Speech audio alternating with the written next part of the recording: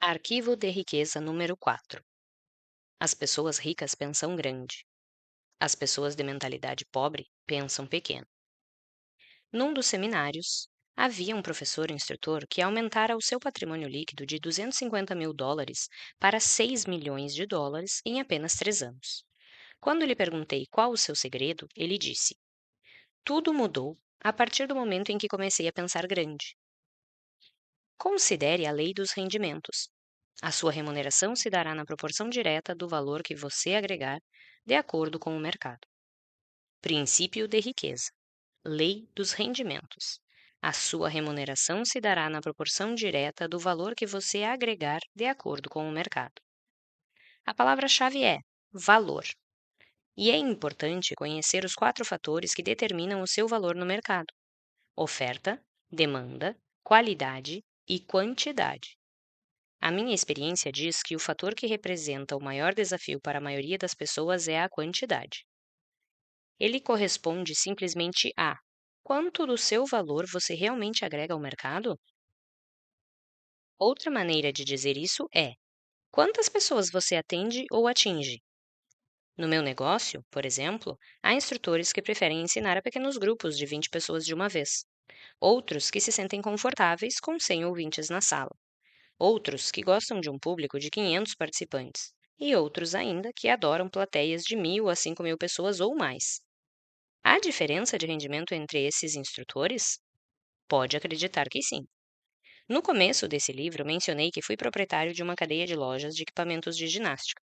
A partir do momento em que pensei em entrar nesse ramo, a minha intenção era ter 100 lojas bem-sucedidas e atender milhares de clientes.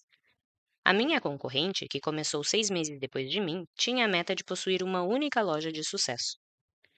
Como você quer viver? Como deseja jogar o jogo? Prefere pensar grande ou pequeno? A escolha é sua. A maioria das pessoas escolhe pensar pequeno. Por quê? Primeiro, por causa do medo. Elas morrem de medo do fracasso e também do sucesso. Segundo, porque se sentem inferiores e não merecedoras. Não se consideram suficientemente importantes ou capazes de fazer uma real diferença na vida de alguém. Mas preste atenção: a nossa vida não diz respeito somente a nós. Diz respeito também a contribuir para a vida dos outros. Diz respeito a ser fiel à nossa missão e à nossa razão de estarmos nesse mundo neste momento. Diz respeito a acrescentarmos a nossa peça ao quebra-cabeça do planeta. A maioria das pessoas está tão presa ao seu próprio ego que pensa: tudo gira em volta de mim e de mim. No entanto, se você quer ser rico no verdadeiro sentido da palavra, isso não pode se limitar a você. Tem que incluir o valor que você acrescenta à vida dos outros. Buckminster Fuller, um dos maiores inventores e filósofos da nossa época, disse: o propósito da nossa vida é acrescentar valor à vida das pessoas desta geração e das gerações seguintes. Cada um de nós veio ao mundo com certos talentos naturais, habilidades específicas. Esses dons nos foram dados por uma razão: usá-los e compartilhá-los. Pesquisas mostram que os indivíduos mais felizes são aqueles que exploram ao máximo esses talentos. Parte da nossa missão de vida deve ser, portanto, partilhar os talentos e o valor que temos com o maior número possível de pessoas. Isso requer estar disposto a pensar grande. Você conhece a definição de empresário? A minha é: uma pessoa que lucra solucionando problemas alheios. Exatamente. Um empresário não é nada mais do que alguém que soluciona problemas. Eu lhe pergunto: você prefere resolver problemas de mais pessoas ou de menos pessoas? Se respondeu mais, você precisa começar a pensar grande e decidir ajudar um grande número de pessoas, milhares, milhões até.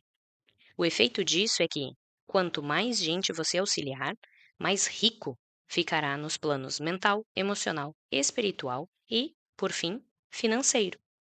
Não se iluda. Neste mundo, todos nós temos uma missão. Há uma razão para você estar vivendo neste exato momento. No livro Fernão Capelo Gaivota, de Richard Bach, a certa altura, o personagem pergunta: como vou saber se completei a minha missão? A resposta: se você ainda respira, é porque ela ainda não terminou. O que tenho testemunhado é muita gente deixando de fazer o seu trabalho, de cumprir a sua obrigação, ou dharma, como é chamada em sânscrito. O que vejo é muita gente pensando pequeno demais e muita gente se deixando guiar por egos moldados pelo medo.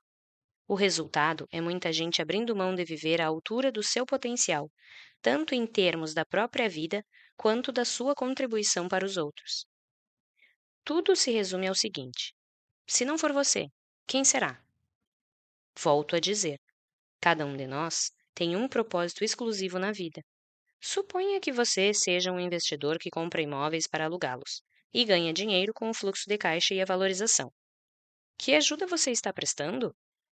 Você agrega valor à sua comunidade, auxiliando famílias a encontrar casas confortáveis que, de outra forma, elas talvez não chegassem a conhecer. Mas a questão é: a quantas famílias e pessoas você pode dar a sua contribuição?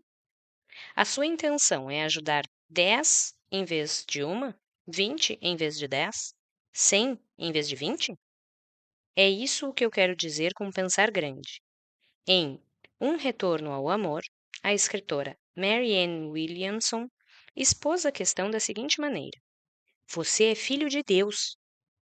Viver de modo pequeno não serve ao mundo. Não há nada de iluminado em se esconder para que as pessoas não se sintam inseguras ao seu redor. Todos nós fomos feitos para brilhar, como as crianças. Nascemos para tornar manifesta a glória de Deus que está dentro de nós, não apenas de algumas pessoas, mas de todas. Quando deixamos a nossa luz brilhar, inconscientemente damos permissão aos outros para fazerem o mesmo. No momento em que nos libertamos do nosso próprio medo, a nossa presença liberta automaticamente outras pessoas. O mundo não precisa de mais gente que viva de modo pequeno. É hora de parar de se esconder e ir à luta. É hora de parar de necessitar e passar a conduzir. É hora de começar a compartilhar os seus talentos em vez de escondê-los ou fingir que eles não existem.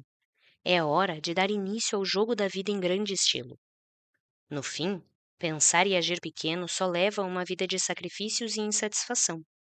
Pensar grande e agir grande permite possuir dinheiro e uma vida com sentido. A escolha é sua. Declaração: eu penso grande. Escolho ajudar milhares de pessoas. Eu tenho uma mente milionária. Ações da mente milionária. 1. Liste, por escrito, o que você acredita serem os seus talentos naturais, as coisas em que você sempre se destacou. Descreva também como e em que você pode usar mais esses talentos, especialmente na sua vida profissional. 2. Escreva ou faça uma sessão de brainstorm com um grupo de pessoas sobre como você pode resolver problemas de um número de pessoas 10 vezes maior do que o que você atinge com o seu trabalho ou negócio atual. Proponha pelo menos 3 estratégias. Pense em alavancagem.